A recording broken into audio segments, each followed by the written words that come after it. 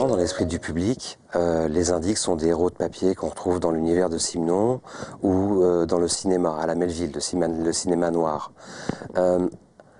Mon enquête permet de découvrir que ce sont quand même des gens de chair et d'os. Ils sont des milliers, ils forment une véritable armée secrète qui est là pour informer l'État. Les policiers, généralement, ne font pas apparaître ces personnages fantomatiques dans leurs procédures. Les indiques eux-mêmes ne parlent jamais de leur profession car ça peut mettre leur vie en danger. Donc, il s'agissait de mener une enquête de fond pour savoir qui ils étaient vraiment et lever un coin du voile sur cette France de l'ombre qui informe l'État. Ça a été une enquête très difficile à mener.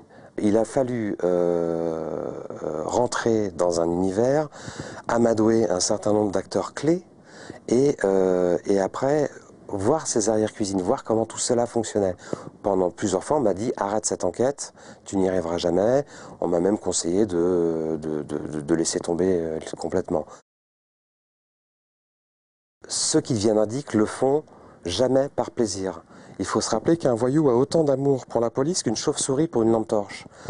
Parce que le voyou considère évidemment que celui qui est policier est dans le camp d'en face. Donc s'il collabore, c'est qu'il est contraint de le faire. Alors il y a plusieurs stimuli. Et il peut très bien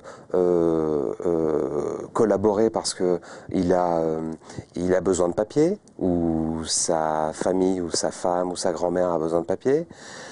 Ou alors il est interpellé, il se retrouve en garde à vue, il a déjà fait 10 ans de prison et il ne veut pas y retourner parce que la population carcérale a évolué, on ne supporte plus les caïds comme avant, le milieu devient très très dur, etc. Et puis il y a aussi les caïds qui sont dans les cités et qui donnent des informations pour éliminer des concurrents. Jusqu'au milieu des années 2000, les indiques étaient payés en nature. C'était le système D, ils prenaient, selon des usages communément admis, à peu près 10% du butin. Autour de 10% du butin.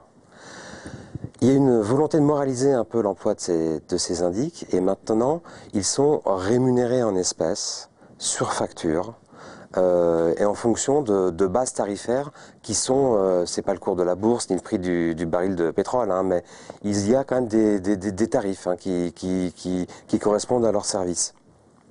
Quelques exemples, on se rend compte que l'immigration, par exemple, n'est pas quelque chose qui rapporte beaucoup à l'indique. Un étranger en situation régulière ne lui rapporte que 50 €. Un atelier clandestin ne lui rapporte que 300 €, 300 ou 400 €. En revanche, quand il s'agit de dénoncer des choses qui sont liées au milieu du banditisme, là, la facture peut véritablement s'envoler. Il me semble maintenant parfaitement impossible que l'État puisse travailler sans indique.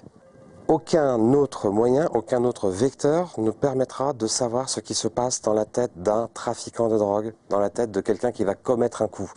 Ce n'est pas les écoutes téléphoniques qui vont tout dévoiler, ce n'est pas l'espionnage satellitaire, c'est uniquement l'homme qui est au fond de tout ça.